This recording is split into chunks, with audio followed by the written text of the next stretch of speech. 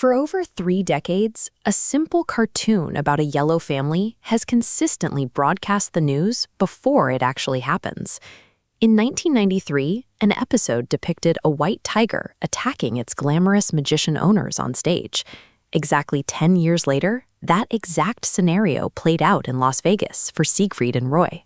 By the year 2000, the show had already scripted a Donald Trump presidency, outlining a specific financial deficit he would leave behind, 16 years before he actually took office. And in 2021, when a new administration was sworn in, the incoming vice president wore a distinctive purple suit and pearl necklace. It was an exact match to the outfit worn by Lisa Simpson when she assumed the presidency in an episode from 2001. That inauguration marked the arrival of the first female vice president in American history, mirroring the show's specific milestone of a female commander-in-chief. The writers also mapped out major corporate mergers, showing Disney acquiring Fox nearly 20 years before the contract was signed. They even animated characters speaking into smartwatches in 1995, back when mobile phones were still the size of bricks. Comment sections regarding these clips typically divide into two camps. One side argues the writers are literal time travelers, while the other insists they are embedded members of a deep state. We are going to test both theories. We need to determine if these accurately scripted events are the mathematical result of producing thousands of hours of television, or if they are the visible exhaust of a systemic pipeline connecting Hollywood to global intelligence. The most logical defense for these hits relies on a statistical concept known as survivorship bias. Across 800 episodes, the writers pack in 8 jokes per minute. Run that math, and you get over 1.2 million comedic scenarios. Survivorship bias occurs when the massive cloud of misses shatters, leaving only the successes that align with reality. When you buy millions of lottery tickets, holding a winning number is a statistical certainty. Even the purple suit follows a clear historical logic. In American politics, red represents Republicans and blue represents Democrats. If a leader wants to project visual unity, they blend the two and wear purple.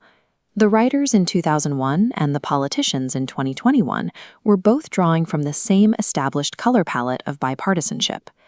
But probability only explains the volume of the guesses. It does not account for the specific backgrounds of the people actually writing them. The core writing staff of this particular cartoon doesn't come from standard comedy clubs. They are recruited heavily from Harvard and Princeton. These campuses are the primary training grounds for American policymakers and global strategists. The people writing television scripts share classrooms, professors, and high-level discussions with the same individuals who go on to draft foreign policy and economic strategies. The show's creator also moved within highly exclusive circles. Court documents from the Epstein files revealed he traveled on Jeffrey Epstein's private jet, placing him directly inside a network that held massive amounts of global leverage. This overlap between media and government is formalized through departments like the Pentagon and CIA's entertainment liaison offices. Intelligence agencies utilize Hollywood creators through threat scenario workshops. Because real-world crises are chaotic, government officials sit down with fictional storytellers to game out how populations might react to specific disastrous events. When writers and intelligence planners occupy the same social and professional circles, the line between creative fiction and strategic projection begins to blur. These overlaps provide a mechanism for high-level policy discussions to inform the show's narrative long before they become public reality. This relationship fuels a psychological strategy known as predictive programming.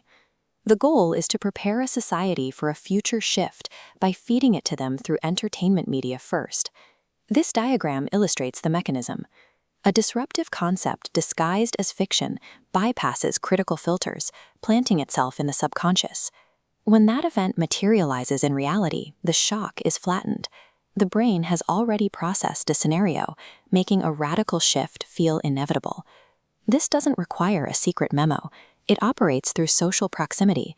If your social ecosystem consists of the diplomats and strategists shaping energy and military sectors, your art reflects their upcoming moves by default. That explains how a year 2000 episode can feature a storyline where a character is kidnapped to a secret island run by global elites, years before the public ever heard the name Epstein Island. The Pentagon's extensive records of script intervention and the CIA's recruitment of actors illustrate that media-driven perception management is an established, resource-intensive arm of national strategy. The pipeline between the writer's room and the war room transforms the viewing experience. Every scripted scenario acts as a potential signal, and the role of the viewer shifts from consumer to observer.